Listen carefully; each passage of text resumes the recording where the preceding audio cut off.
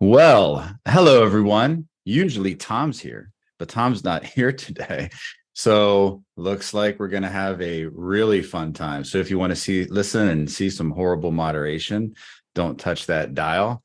Today we're talking about leadership in the digital age, competencies for guiding future teams.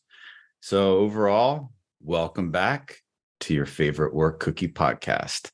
Today, we're going to start with an article, and we talk about this all the time, how sometimes we find this one gem of an article that can really lay things out and provide a blueprint. So what I have to do with Tom not being here is pretend that he's asking me questions, and then I can answer those questions because otherwise I'm like a duck out of water. So what I'm going to do is I'm going to share here in the chat. I'm going to share the PDF and also the actual file. But for now, you can download this link. I'll share the actual file that I have a couple things highlighted once we get going a little bit. Let me pull up my notes. The reason it's interesting. So this particular article, it's called Identifying Leadership Competencies for Construction 2.0. So it's geared towards the construction industry. I'm sorry, 4.0. It's a study from 2022, so it's recent, and it's what's called a meta-analysis, which many of you are familiar with, where they take the literature that, like, what is known, and they scour this literature to figure out what are the actual competencies and then break those down. This article, and taking a look through it, provides a really nice blueprint for anyone in any industry in terms of the exact competencies. So a little bit about on the background. So industry 4.0, which is how it's related to construction 4.0, was first coined in 2011 at the Hanover Fair in Germany. And basically what it does, it's looking to merge it's like, you think of the Industrial Revolution. Well, this is like steps up from the Industrial Revolution, looking to merge digital, physical, and even biological spheres into a single sphere. So now we're looking at like cyber physical systems and big data and artificial intelligence and the Internet of Things, and how they've been implemented through different industries. And that's why it's very applicable, because the data that they found and the research that they looked at wasn't just for construction industries, but it was from like financial industries, manufacturing, education, agricultural, and then looking at what are the results from these different studies that had that showed performance improvements, considerable ones. So when we think, we'll have to expand our mind, and we'll start by doing that, and then we'll close in a little bit on it. Now, in general, just a couple of things on leadership that they found. One, the role of leadership is not only to facilitate organizational transformation, but also provide help them adopt to new technologies. And when you look at effective leadership, here what they found is it exists and we know this, it exists at every level of the organization, because you can have all these different roles. You can have like an initiator, motivator, coordinator, an advocate. Leadership is everywhere. Even if you're at your house, you're a leader in some regards and at some time. So leadership is everywhere. And keeping that in mind, we're looking at the adoption of technology. What are the specific leadership competencies that are needed to be either nurtured or developed entirely for employees at every level of any organization? And again, not just the construction organization. I want to share a little bit about on how they conducted this literature review. And the reason being is because it'll provide some insight into how we all can become better researchers. For those of us in the IO psychology space, we've heard of data mining, and that's essentially what they did. These researchers had a different way of describing it. So they call it backwards snowballing. And what that basically means is, in order to find certain gems of what is known of data, you take an article, a peer-reviewed scholarly article, and you look at it and then you go to the reference section. And what you do is you find all kinds of related and relevant articles that might not show up in your regular search. If you're going to like your library database or Google Scholar or whatever it may be, you're going to get whatever it feeds you. But by looking and using what we call data mining for research or backwards snowballing, that can help you find some more gems of particular articles. So they went through the whole process. They did a literature review. They started with keywords, defined their criteria, did the database searching, and then they looked at the different themes. They did thematic analysis. And they found that the main themes here for the leadership competencies, there's 4, but they each have like 5 to 7, sub competencies. They're cognitive, interpersonal, business, and strategic. So I'm going to Dr. Martha, I'm first going to go to you after I share one of the competencies and how we can start to look at this. So for example, tolerance of failure is one of the competencies, but what can we do with this? It's a blueprint. So an organization can take an article like this and say, hey, here's a blueprint, here's a map. And for the article for the PDF that I'm going to upload, you'll see some different highlights that I have. It's basically just me taking notes for today's show. And there's some things that I highlighted in blue. And what you'll see is the blue, that's when organizations can start to use this as a blueprint and say, for example, one of the competencies for tolerance and failure, look, mistakes are bound to occur. Leaders should be open to mistakes in the tech innovation process. And in doing so, it helps create a conducive environment and helps to motivate employees to innovate. So what companies can do is say, look, here's something. We have this. It's from a literature review. Is this part of our culture? Are our leaders open to mistakes? And are we creating a conducive environment for employees to be innovative? On a scale of 1 to 10, for example, how open are our leaders for mistakes? These are topics. And this one article is full of these different topics that can be used for leadership team stand-up meetings, where they can take one of these topics. How open are leaders to mistakes? How are they in creating that type of environment? What happens if they aren't open to mistakes? What happens if we don't encourage our leaders to be open to mistakes? Who emulates this, for example? Who are some of the leaders in our organization that are really open to mistakes? And how can we start to make them ambassadors for this particular topic? And when a company takes an article like this and uses it as a blueprint, they can pull out, as you who will see the PDF that I share have pulled out, almost like a task list or a competency focus list that can be used to develop a training, that can be used for stand-up meetings, that can essentially be used to help create the competencies for leaders to be able to guide their teams better in this digital age of leadership. So, Dr. Martha, let's start with comments from you. Well, I think every mistake, whether we're talking organizations, whether we're talking personal life, is an opportunity for learning and for improvement. But when we look at organizations, we have to remember that there's a big difference between being accepting of mistakes for the purpose of improvement and learning, as opposed to because I don't care as a leader and I don't want to have to deal with it. So there's a big, big difference between the two. And I think most of us on this call have probably seen both sides of that spectrum.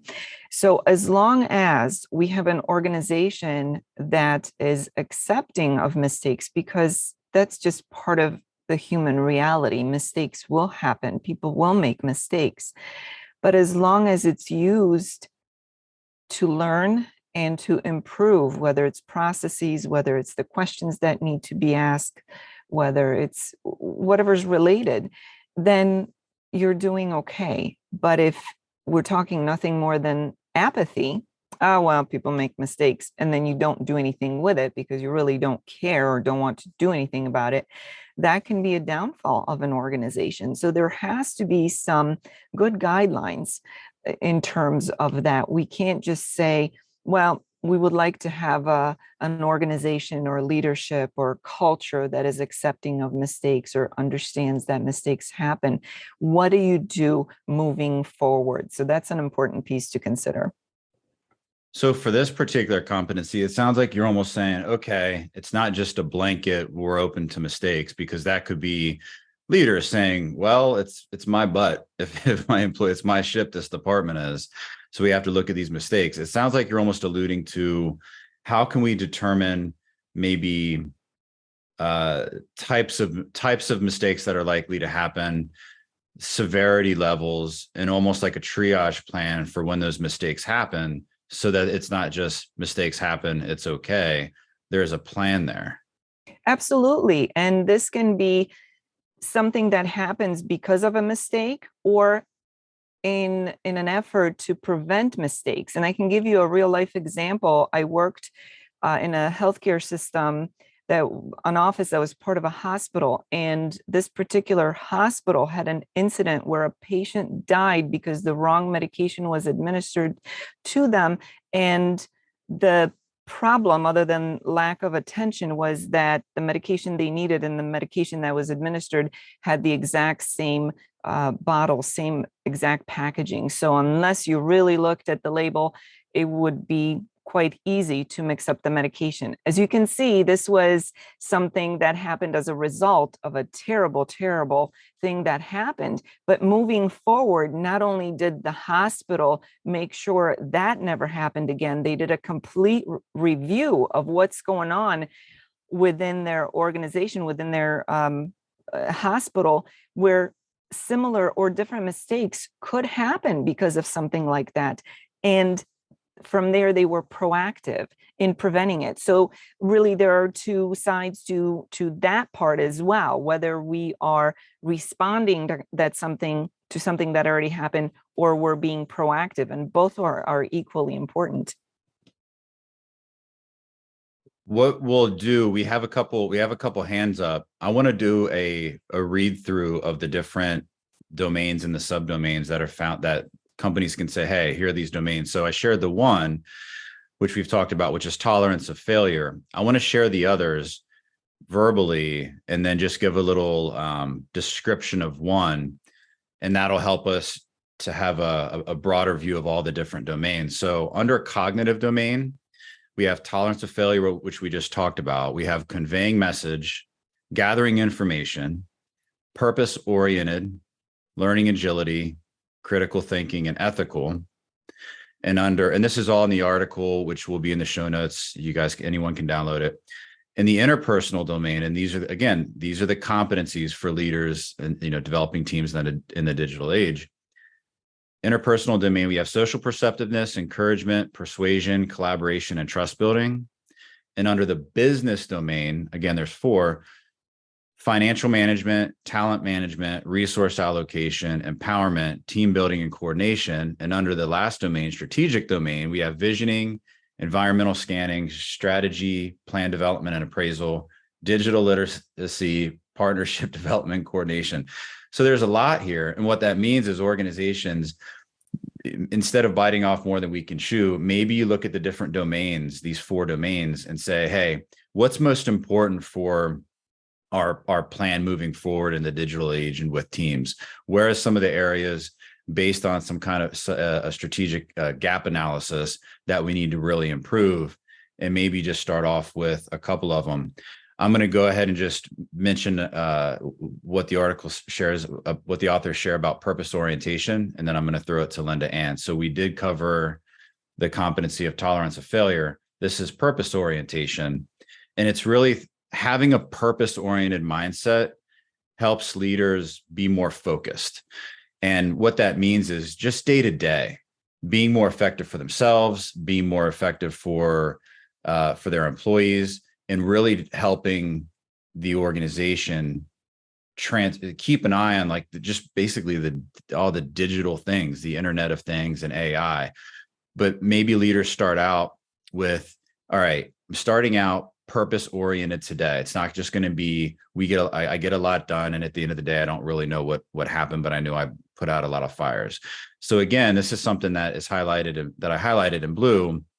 What that means is this could be something for a stand-up meeting, for a focus, to get an ambassador, someone who's really purpose oriented, in order to help drive that particular competency within the organization. LindaAnn, let's go to you. I was so excited about this topic. Couple of things, just to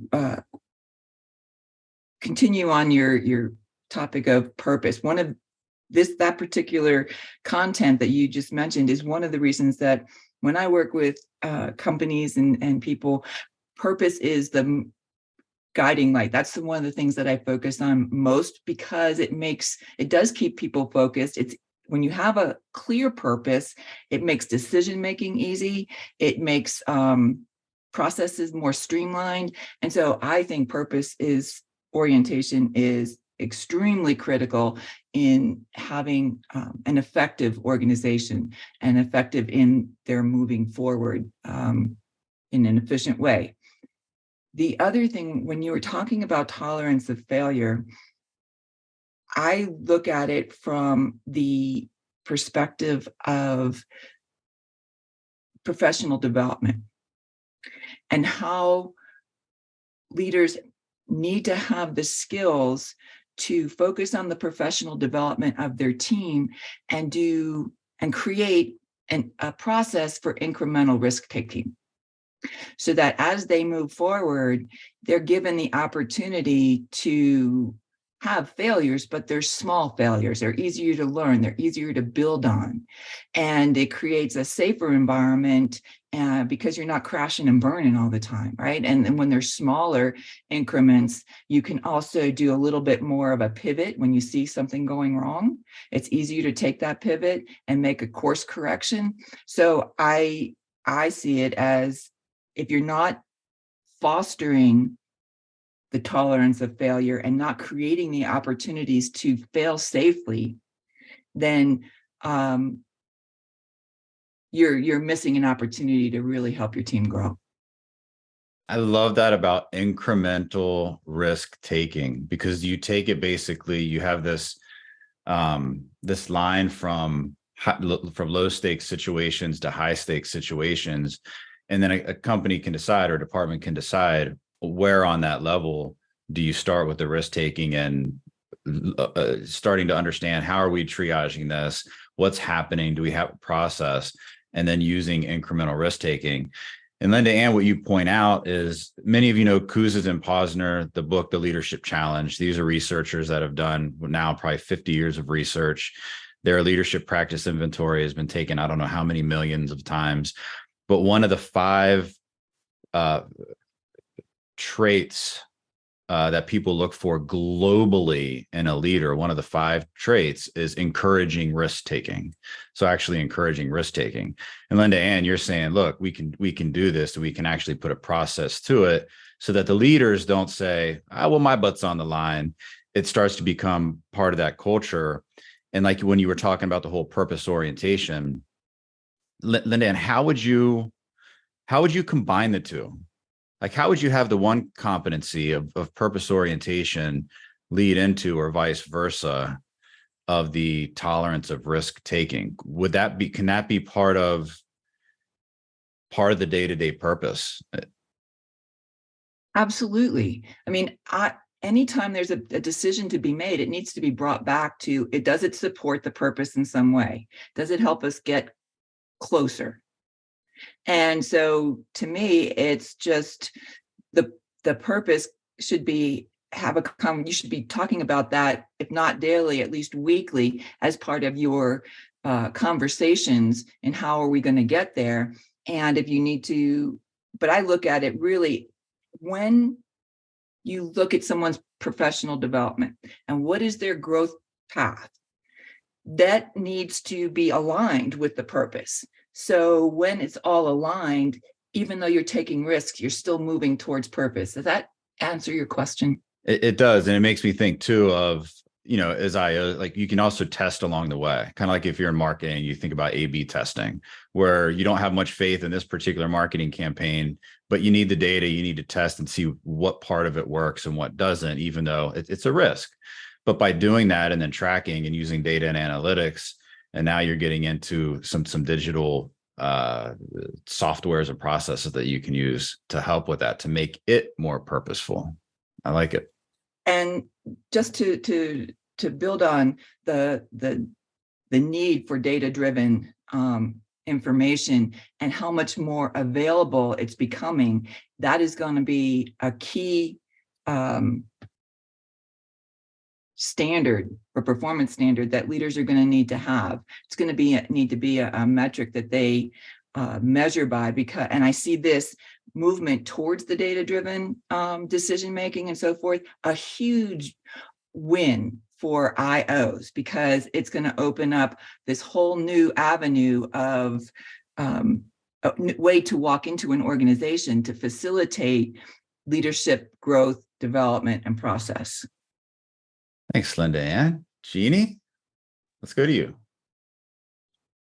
Yeah, so a couple of thoughts I had when Dr. Grajdek was talking, and also to LindaAnn's point, and all of these competencies kind of, I feel like they're not so separate or individual.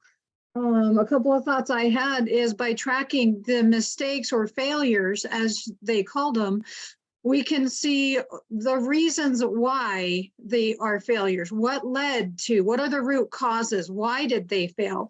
And are they constant failures? So is it more than one employee making those failures or those mistakes? So it becomes a question of process. Is there something involved in the process that needs tweaked or changed? Is it process improvement, or is it training and learning? Is the employee willing to change or improve, or is it there's a reason why they're not willing to? So asking those questions of why. Also, how is the leader responding to the failures? I've been in leadership meetings where a person is called out in public where there's more than 30 people present, and they're calling them out. Are they doing it individually? Are they doing it in a public forum? So that brings in the interpersonal. And then another part of the strategic, are they being proactive? Are they looking for possible mistakes that could come up, or are they being reactive? Are they just responding to problems instead of being strategic about it? So those are just some of my thoughts. I love the part. How often during the day are we not reactive? Like, it's human nature. We're reactive all the time. And just in general, because I love talking about this in terms of just effective communication, not being reactive, avoid your knee-jerk reaction. And then, as George Costanza does in Seinfeld, do the opposite.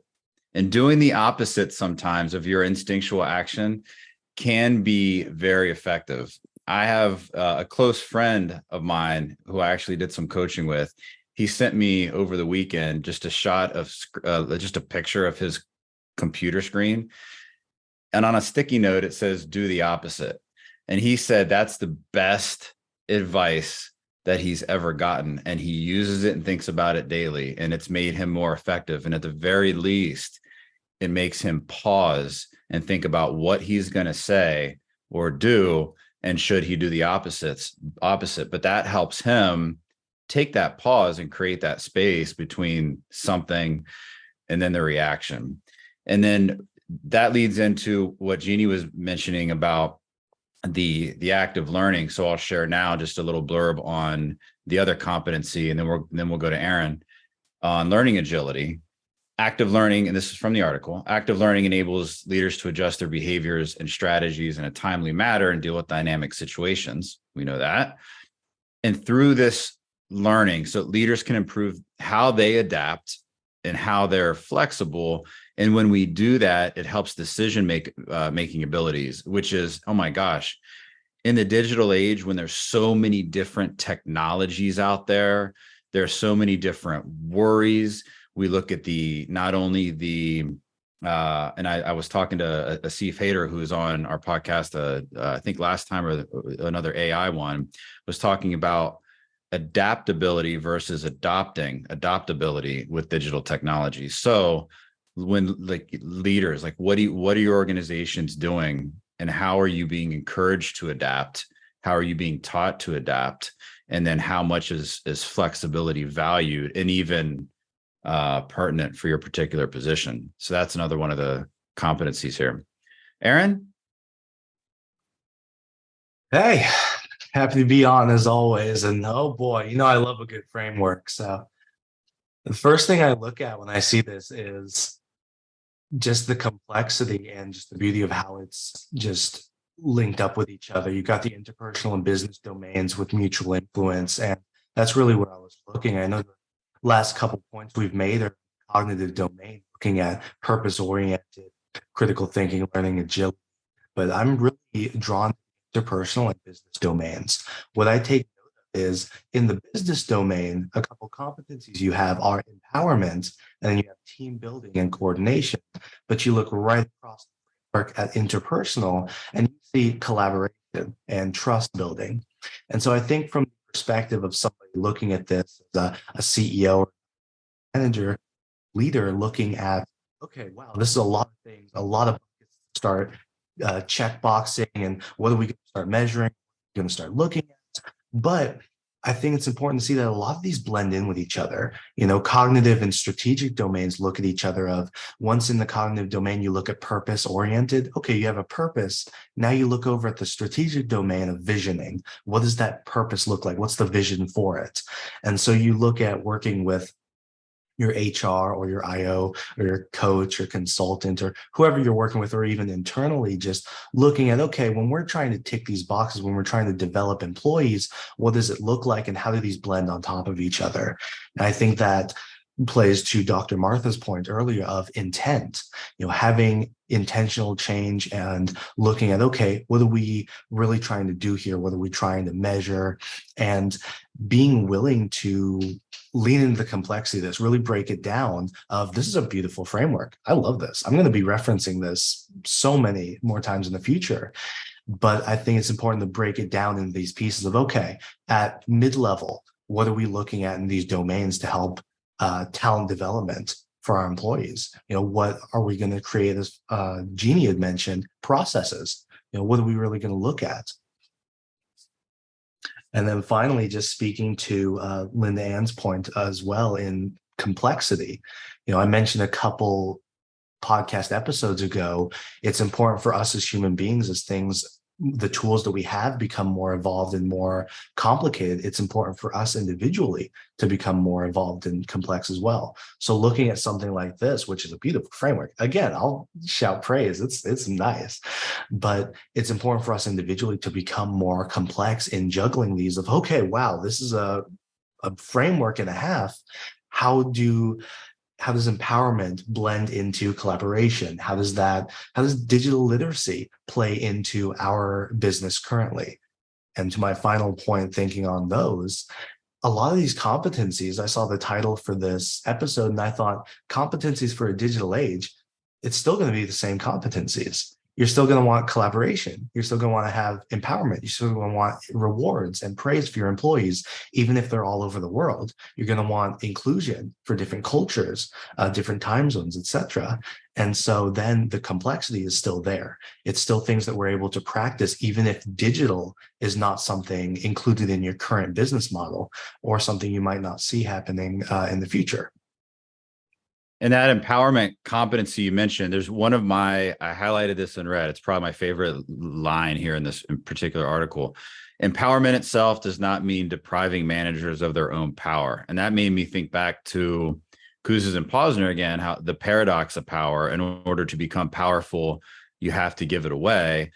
And it's interesting because now you look at this and it says empowerment itself does not, you're not giving it's almost like, even though you give power away, it doesn't mean that you're depriving yourself of that power. You're simply empowering others. And per the article here, that can help foster synergy, stimulate bottom up tech innovations, and help these organizations better face the challenges that are coming with the digital age, because you're empowering. It's purposeful empowerment. And then again, like you're saying, it all falls back into empowering others to self-direction, right? Reflection through their own mistakes, and on and on and on. So this is good. And yeah, who doesn't love a great template? Dr. Martha, let's go to you. So we've been talking about one article for roughly half an hour. Granted, it's a meta-analysis, but it's still just one article. And think about all the different variables that you have already brought into the conversation. So I think it's important to remind organizations not to assume that everybody in management or leadership positions is capable of all of these things, that they have all of these competencies. It's so important for organizations to invest time, energy, and effort into their managers and their leaders if they expect them to succeed at what they do. So many times people are hired for management or leadership positions, and they really are lacking in these competencies.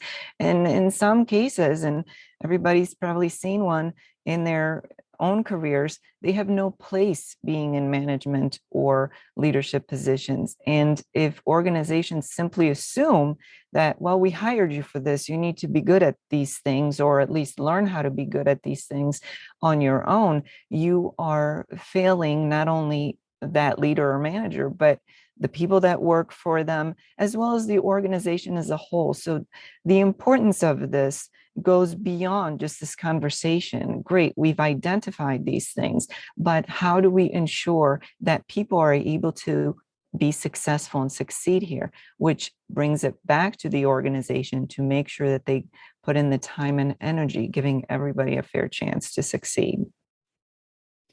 And that hits on one of the other competencies, partnership development and coordination. And this I'm taking for a little bit of a spin, because you mentioned earlier that, look, you've got all of these, I think there's like 22, 25 different subdomains of these competencies. And you say, look, organizations, it takes a lot to get, you're not likely going to have a leader who is just a rock star in all of these different competencies, because then you get into different cognitive domains, and you also get into personalities and all these kinds of things. So when one of the competencies is actually partnerships. From the article, partnerships are believed to provide orgs with better knowledge reserves, learning abilities, and dynamic capabilities in the new digital environment. Leaders need to demonstrate a range of skills and attitudes. People have different attitudes, including developing effective communication and conflict resolution plans, and expressing a commitment to reach win-win solutions, and sharing information. So in that, with the partnerships, it's almost makes me think, look, if these particular competencies are needed, and maybe you have a small team, maybe you're a small company and you're really trying to get over that hump with all this digital stuff, it might make sense to partner with an organization who has the know-how, who has the knowledge, who has the technology, and are really in it. Also with the partnerships, this is what Tom would say, partner with an IO psychologist, because they can help you develop a plan to increase the competencies across the board for your leaders. Yes, at different levels for different leaders, but IOs can help you come up with a strategic plan through that strategic partnership. Brendan, let's go to you. So I have two thoughts on this. So the first thought is the concept of micromanagement within this is that when I first started my new job, and part of the interview process was, look, I'm not going to micromanage you. I don't want to do that. So part of you taking this job is you're going to be given the autonomy, and you need to run with it. You need to find out the ways to do things. And I think that component of what I'm seeing a lot right now is people want to be micromanaged. I'm even seeing like leaders want to be micromanaged up. Once I hand something to you and it's up to you to then get it over the finish line, I shouldn't have to send 6 follow-up emails. 1, maybe 2. Then what is it? 2 is harassment, 3 is a restraining order. That sort of idea. That's what I go off of. But that's one of the things that I'm seeing a lot of people struggling with is this concept of micromanagement, and they want to be micromanaged. And I was like, no, you're being given the authority and the autonomy and the independence to do these things, and you want it to be taken away from you. And then within the social constructs of this, I think we need to also acknowledge that I'm going to go back to French and Raven with the 5 or 6 types of powers within the social construct of legitimate, reward, expert, referent, coercive, or informational. I think the social aspect of this relationship also needs to be considered as well, is that the leader of this team, or the leadership way of leadership that exists on a team, what is the basis of power based on? So that's what I would like to share in the conversation. I'm just writing that down. Brendan, that would be a good topic for an episode. Do people want to be micromanaged? Because I mean, I know all of our thoughts are swirling on that. And if it's something that you've seen, and maybe it's a good topic for another time, because we could start to go deep into that. It's very interesting.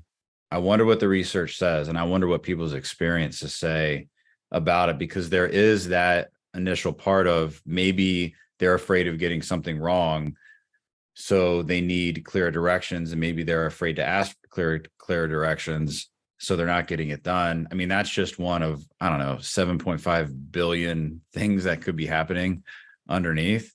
So thank you for bringing that up. Thank you. LindaAnn, let's go to you. Yeah, I thought when Brandon started talking about that, I was like, whoa, what a Pandora's box on that one.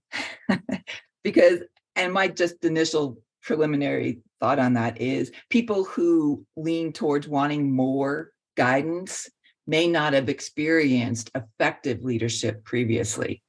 And so they don't know how to take that interim step. And so that's just, I think I would love to have this conversation on another day.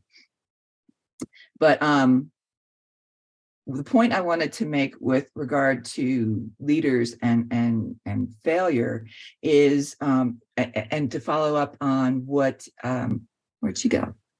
Jeannie had said earlier, was, and that leader being called out, a couple of points there. One is, when you're a leader and you make a decision, you need to have had some solid ground for making that decision, right? It's not just that, let me test the wind today kind of thing. There needs to be something you base that decision on. You need to feel good about it.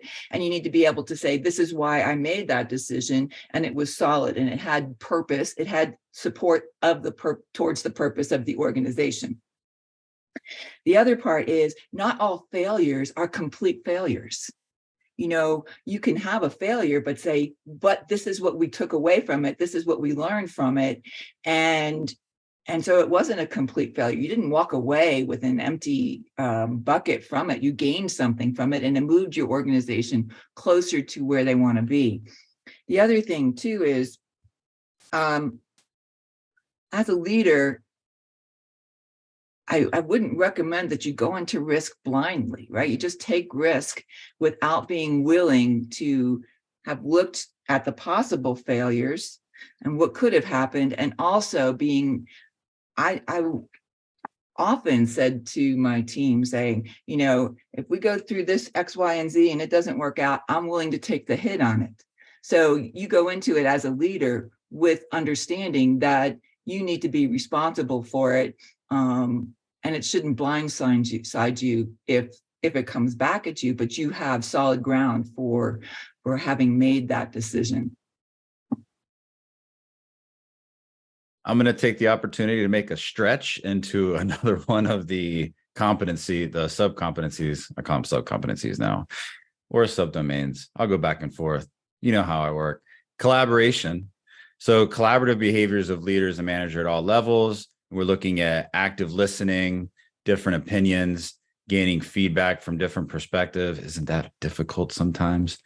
Learning and actually practicing digital technologies, actively monitoring the digital transformation process, These are things that are believed to promote the success of an organization in the digital age. So again, this is something highlighted in blue. So this could be something, what's our collaboration like? What's our culture of collaboration? Who emulates this? Who is a truly collaborative leader? How can we start to make them an ambassador for what we're trying to do? How well are we at practicing active listening and stand-up meetings, gaining feedback through walking around and those kinds of things? So again, this is a great template. It's a great roadmap. It's a great blueprint, this one article, for creating a system, some kind of a systematic process that doesn't have to be too bulky and complex. It can be very simple. It can be, hey, here are these 22 things. We're going to talk about them. We're going to make it our thing for the year, where maybe every 2 weeks we talk about one for the entire year. And we really see how we can start to create this culture of collaborative behaviors 1 week, 2 weeks later, trust building, 2 weeks later, get into the financial management competency, and on and on and on. Great blueprint. Let's go to Jeannie. You're on. So again, I had a thought, and it was in response to Brendan's. And so, yes, I'd love to have that conversation another time.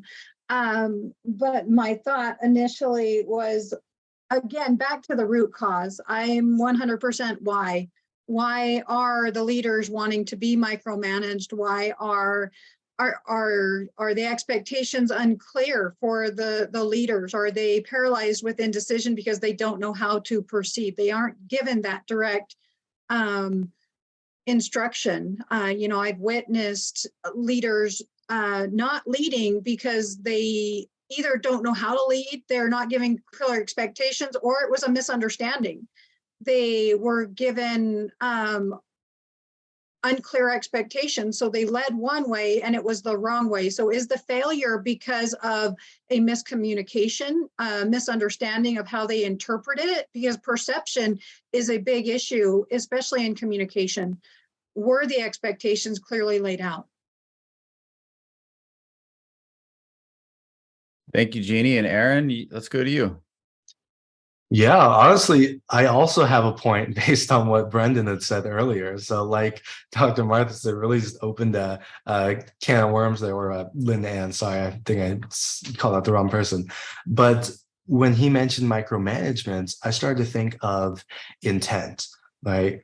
Like, I look at the framework we have and I see the cognitive domain of conveying your message, being intentional with how you act and how you show up for your employees, conveying your message of being a micromanager. What does that show? Oh, you are not trusted. It shows, all those things that we can definitely talk about at a different point.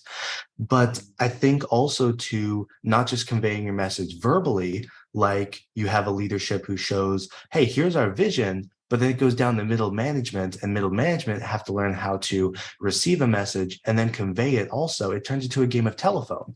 It can get difficult for frontline employees to understand the vision because you've got 15 different leaders or managers, depending on where they fall, giving a different message.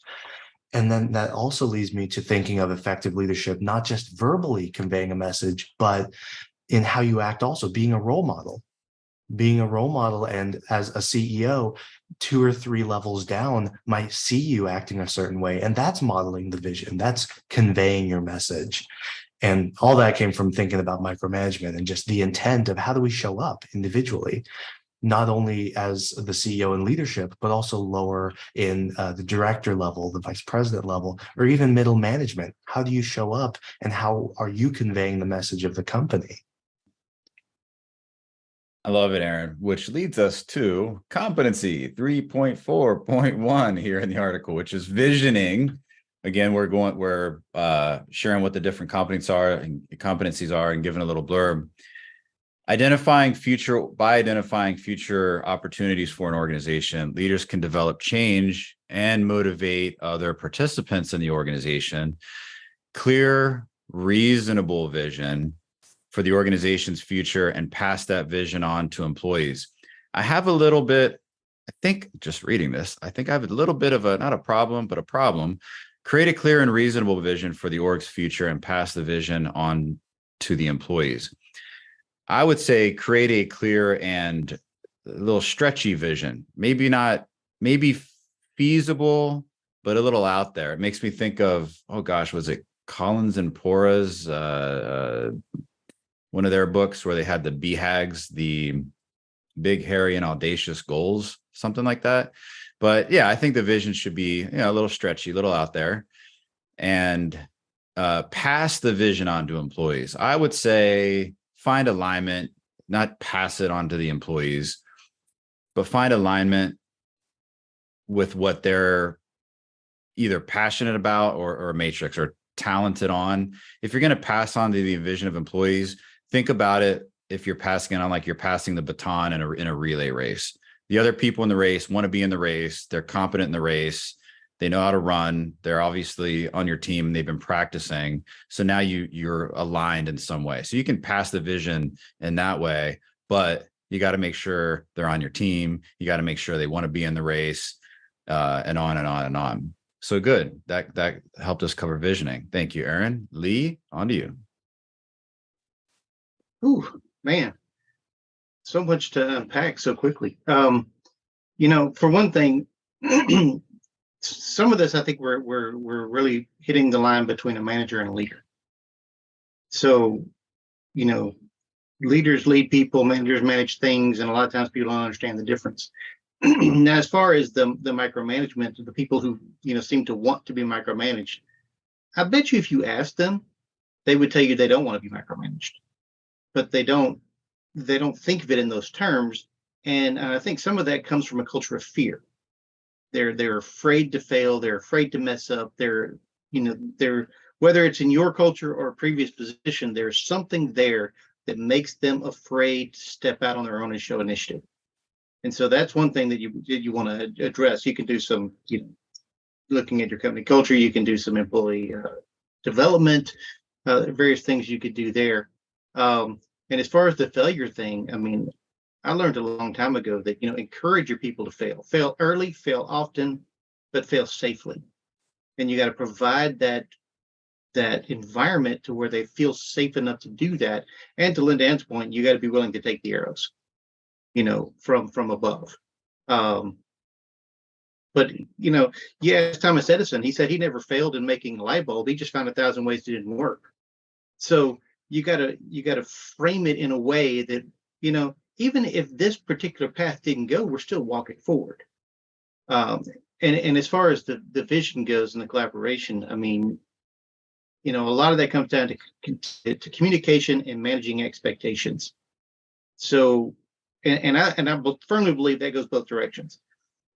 My people need to know what I expect from them, but I need to know what they expect from me.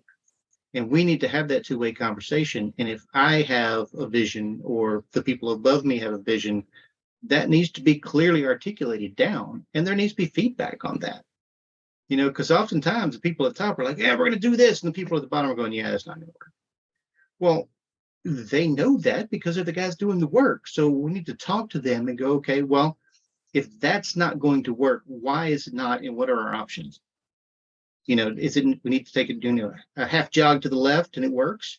What exactly is our stopping block? And actually facilitate the conversation, not just that's not going to work. So there's a lot you can do with that, but it does require the courage on the leader's part to actually be open to that conversation, because a lot of times your people in your higher positions, they don't want to hear it. They don't just make it happen. I mean, I worked for a guy who owned a company that we would tell him something, he wants something. We were like, you can't do this, it's illegal. I don't care, do it anyway. Well, you gotta be able to actually have that conversation. And that leads us to two of the other competencies. One is the ethical competency, and the other one is team building and coordination. So this one's interesting from the authors. Organizational differences such as conflicts between old and new orders and culture changes. These are things that require leaders to have sufficient ability to resolve conflicts between different departments and teams within the organization. So here we go back to that coordination. We used to do things this way. We still do things this way. There's going to be a lot of conflicts. And I would say not sufficient ability, but stellar ability. Because if we think we have sufficient ability, we're probably not that good at it. And this goes to, you ask a room of 30 people, hey, who here is a really good communicator? They're going to, a lot of people are going to raise their hands. So they already think they have stellar ability, and likely, because none of us are really great communicators by nature. And even when you work and work and work, it's difficult, but search for that stellar ability to resolve conflicts and communicate. LindaAnn, let's go to you. So on that point, one of the things that came to mind for me was that when you have a risk-taking mindset within the organization, it allows the organization to evolve on a continual basis. So you avoid that process of needing to change a culture periodically. If you can continually evolve and stay relevant, then you're avoiding that need to initiate the change, because the change is part of your culture. You do need to be careful of the change fatigue, but if you're doing it properly, there's just this constant evolution to stay relevant and effective. Two things I wanted to mention that are kind of inspirational things for me, and it has to do with some risk taking, is one thing I remember seeing Russell Wilson interviewed, and he was raised in an environment where everything was possible, where his father constantly said to him, why not you? Why not take that risk? Why not have that amazing goal of yours? Be you. And the other one is, I believe it's from the person who created Spanx. I don't recall her name, but her father also said to her, he would ask her every day, what did you fail at today? Not what was your great success, what did you fail at today? So that he could encourage her at taking risks and moving on and seeing things in a broader perspective.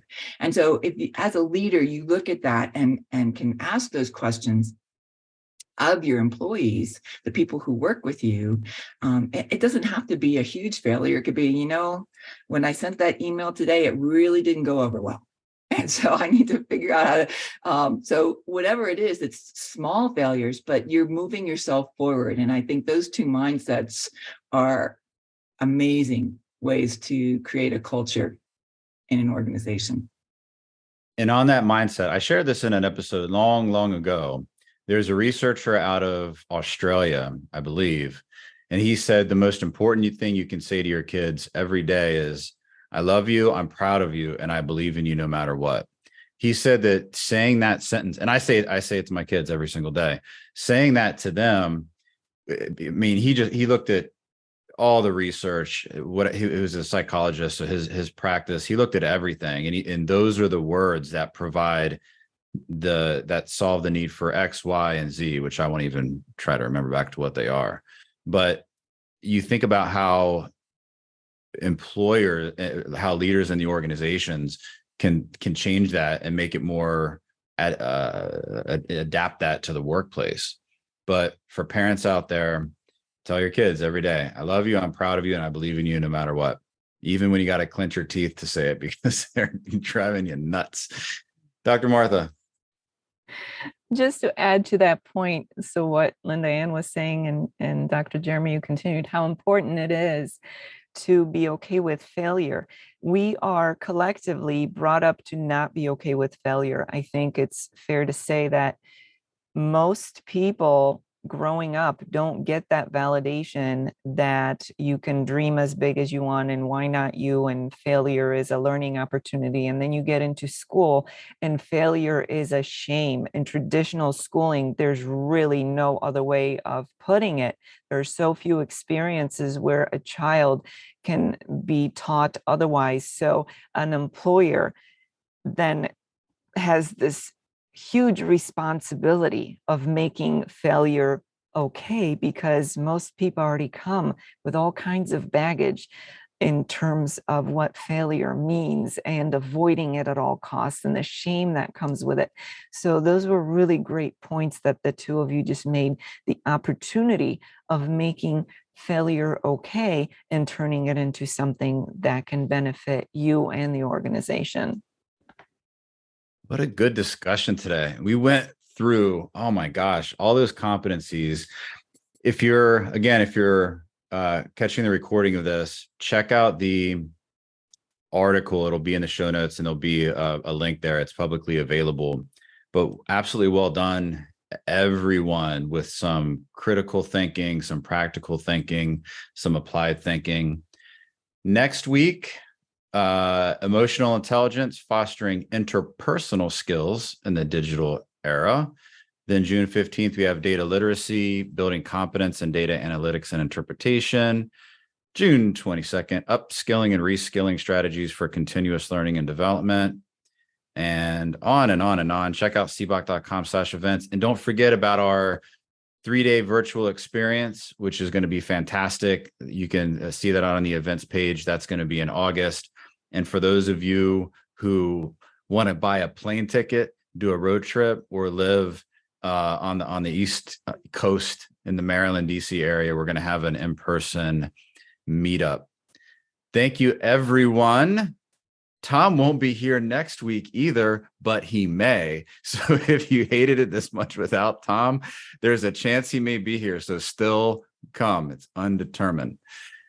Counting out in 5, 4, 3, 2, and 1.